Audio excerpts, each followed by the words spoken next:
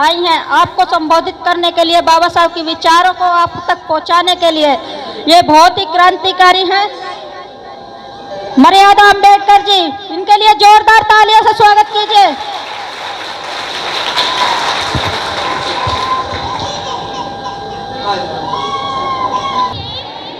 जय भीम। नाश्ता किया आप लोगों ने? नहीं किया अभी नहीं किया। अच्छा,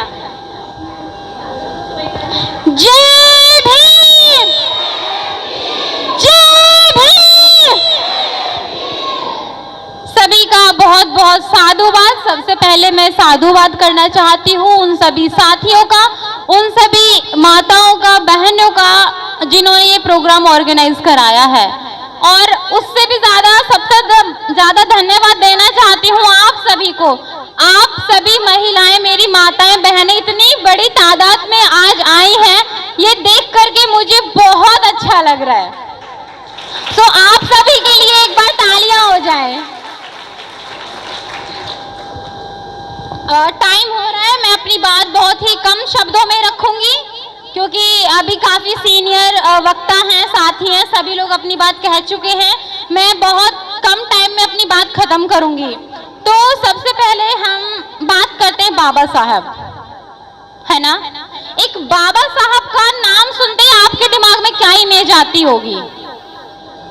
अरे वही ना, अम्बेडकर जिसने संविधान लिखा था, यही इमेज आती है ना। गांव में कहीं भी चले जाओ, बाबा साहब एक नाम सुनते ही हमारी माताओं, बहनों या बुजुर्गों के दिमाग में सिर्फ यही इमेज बनती है।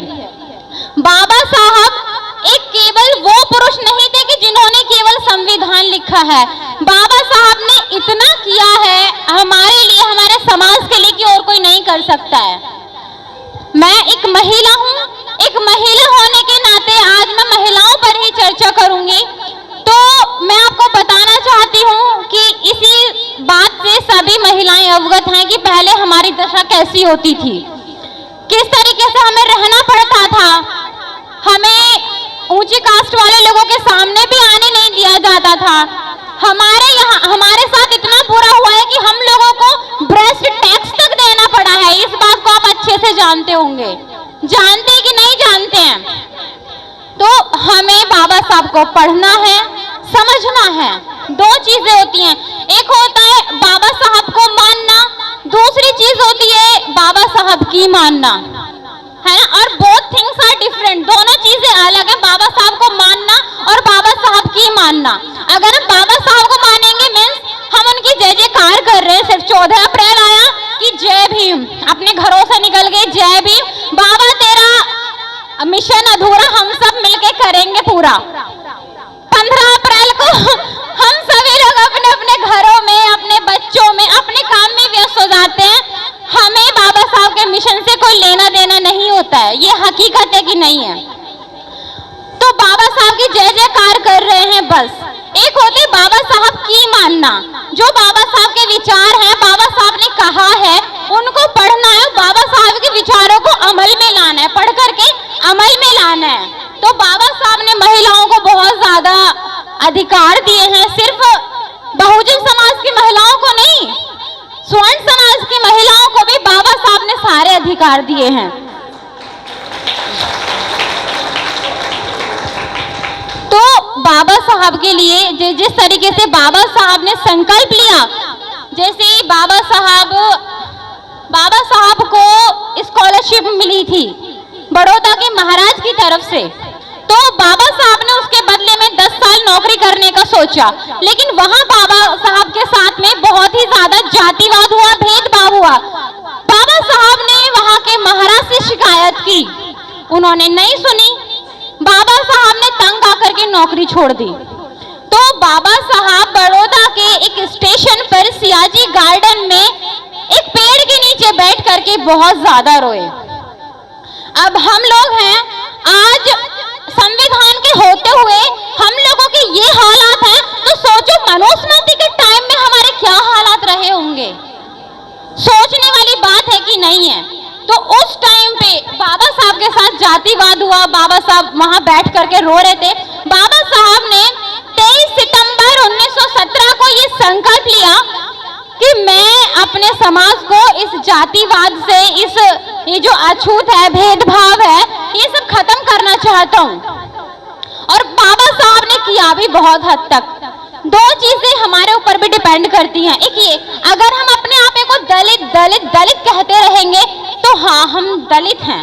दूसरा, हमारा सामने वाला शोषण कर सकता है, हम उसकी बात चुप सुनेंगे। आज आप किसी भी ऑफिस में जाओ, कहीं भी जाओ, आपका मालिक कौन है? गुप्ता है, मिश्रा है, यही सब लोग होते हैं।